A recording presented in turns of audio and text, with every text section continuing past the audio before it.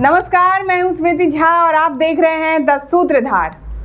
आज प्रस्तुत हूं अपराध की दुनिया से एक ऐसी कहानी को लेकर जिसे सुनने के बाद लोगों को पहली बार में तो विश्वास नहीं हुआ और विश्वास किया भी तो बड़ी हैरानी के साथ। अति सर्वत्र वर्जयेत, यानी किसी भी चीज का अति होना वर्जित होता है, वो ठीक नहीं होता।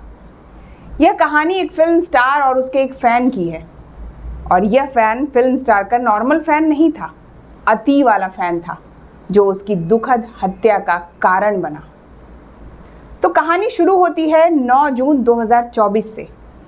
कर्नाटक के बेंगलुरु में कामाक्षी पाल्या इलाके में एक नाले के पास कुछ कुत्ते एक शव को नोच रहे होते हैं। स्थानीय लोगों और राहगीरों की नज़र उस पर पड़ती है और पुलिस को इसकी सूचना दी जाती है।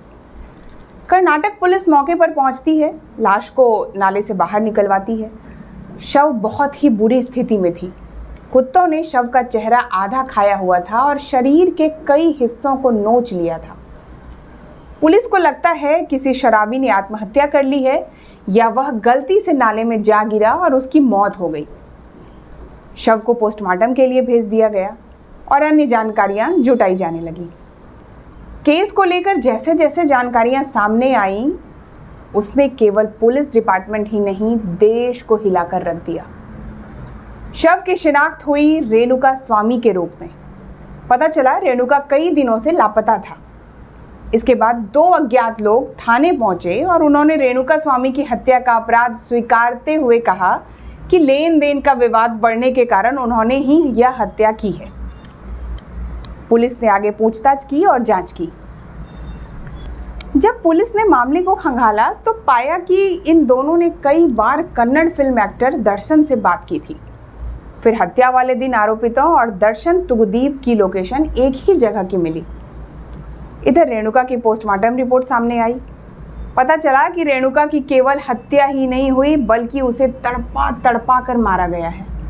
उसे मारने से पहले बहुत अधिक टॉर्चर किया गया है।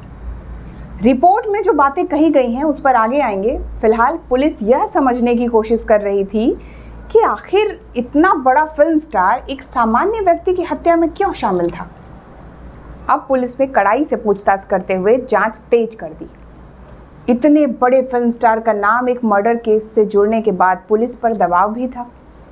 पुलिस की माने तो उन पर राजनीतिक दबाव भी बनाए गए, लेकिन उनकी जांच चलती रही।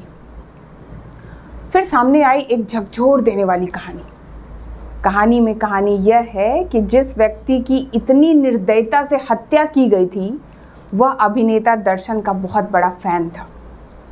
दूसरे शब्दों में कहें तो वह दर्शन का अति फैन था।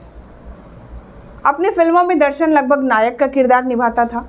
स्वाभाविक है वह एक अच्छा संस्कारी इंसान होता था जो गलत रास्ते पर चलने वाले लोगों की पिटाई करता था और उन्हें सही रास्ते पर लाता था। रेणुका स्वामी दर्शन को उसके फिल्मी पात्रों की तरह ही एक अच्छा और नेक व्यक्ति समझता था।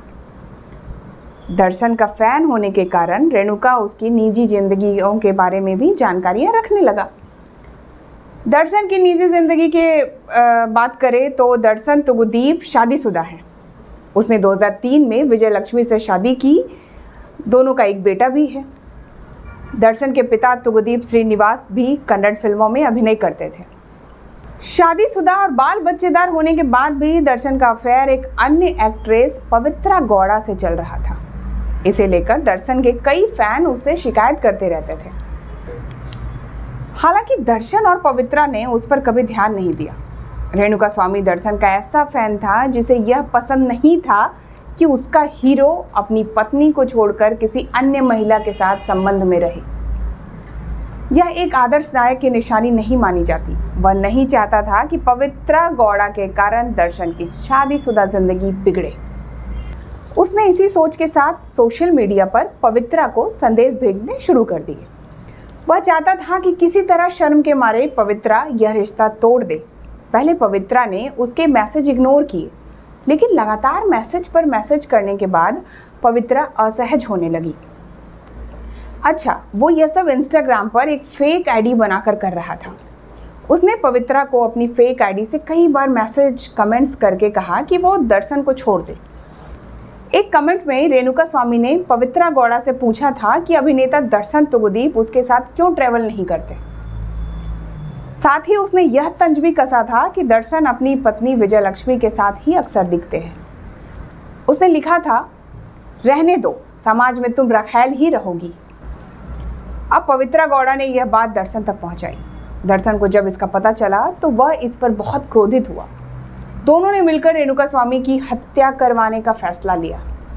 दर्शन ने अपने सोर्स से रेणुका स्वामी का पता निकलवाया। पता लगा वह चित्रदुर्ग में रहता है। दर्शन तुगुदीप ने चित्रदुर्ग के अपने फैन क्लब कोऑर्डिनेट रघुवेंद्र से बात करके रेणुका स्वामी की डिटेल्स निकलवाई और अपने गुर्गों को उसे उठाने के लिए भेज दिया। रेणुका स्वामी का अपहरण कर लिया गया और उसे बेंगलुरु शहर के बीचों बीच पट्टा नागरे इलाके में स्थित दर्शन के एक ठिकाने पर रखा गया। 8 जून 2024 की शाम दर्शन अपने फैन रेणुका से मिलता है। उसे गालियां देता है, टॉर्चर करता है, बेल्ट से उसकी पिटाई करता है। पीट कर जब वह थक जाता है तो अपने गुर्गों से उसको तड़पा कर मारने की बात कहकर चला जाता है। हालांकि अपने बयानों में दर्शन ने कहा है कि उसका इरादा रेणुका को जान से मारने का नहीं था, पर 9 जून की सुबह रेणुका की लाश मिलती है। अब आपको बतलाते हैं कि रेणुका के पोस्टमार्टम रिपोर्ट क्या कहती है। रेणुका स्वामी के साथ उसकी मृत्यु तक अत्याचार की सभी सीमाएं लांघ दी गई। उसके शरीर की ज्यादातर हड्डियां टूटी हुई थी। उसकी खोपड़ी फोड़ दी गई थी। उसे इलेक्ट्रिक शॉक दिया गया था। रेणुका स्वामी की लाश का पोस्टमार्टम करने वाले डॉक्टरों ने बताया कि आरोपियों ने रेणुका स्वामी को सजा देने के लिए उसकी नाक, जीभ और जबड़े को भी काट डाला था।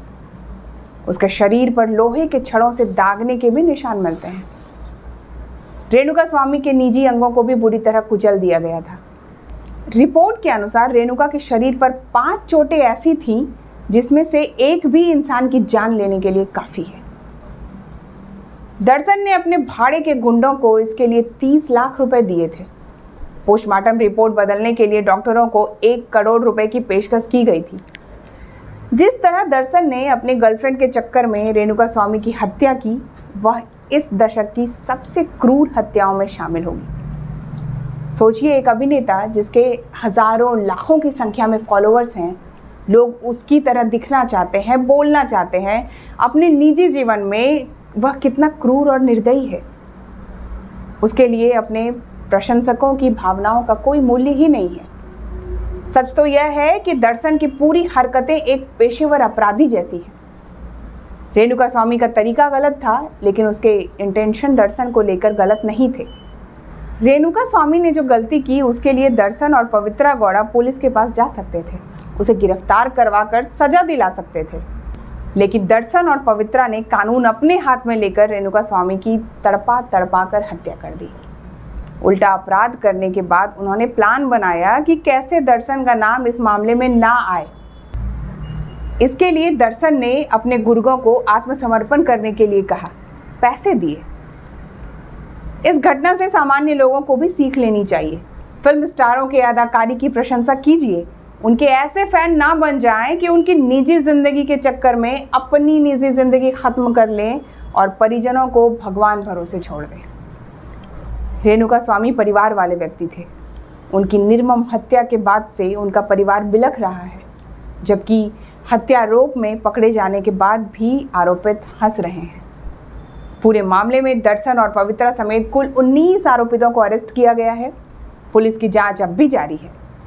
रेणुका स्वामी का मोबाइल फ़ोन अब तक बरामद नहीं हो सका है। पुलिस उसको लगातार ढूंढ रही है। तो यह थी आज की आपराधिक कहानी।